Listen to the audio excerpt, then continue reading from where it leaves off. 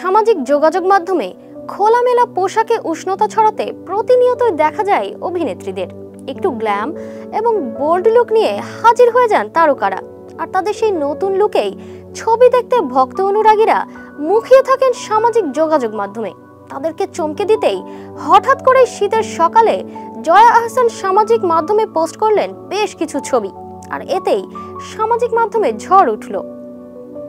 তবে শীতের কোনো পোশাকে নয়, বরং বরাবরের মতোই খোলামেলা পোশাকে হাজির হলেন এই অভিনেত্রী।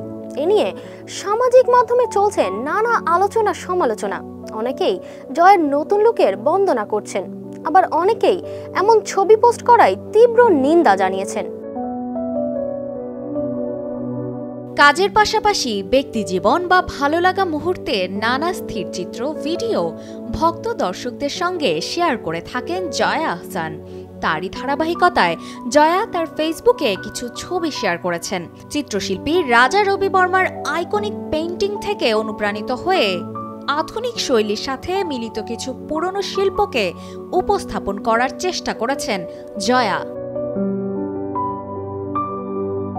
যা দেখে রীতিমতো মন্তব্যের ঘরে হুমড়ি খেয়ে পড়েছেন নেটিজেনরা। শীতের সময় জয়ার খোলামেলা ছবি যেন মুহূর্তের মধ্যে ভাইরাল হয়েছে নেট দুনিয়ায়, আর মন্তব্যের ঘর ভরে গেছে ইতিবাচক নেতিবাচক কথায়।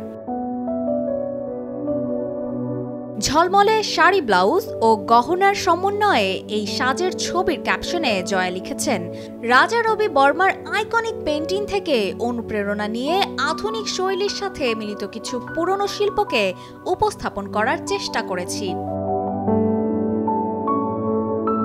গহনা ও পোশাকের পৃষ্ঠপোষকতাও রয়েছে।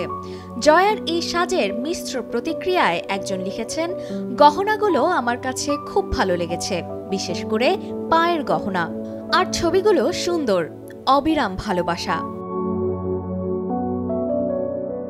একজন বলছেন, জয়ার মার্কেট পড়ে যাচ্ছে, তাই ওঠানোর চেষ্টা করছেন।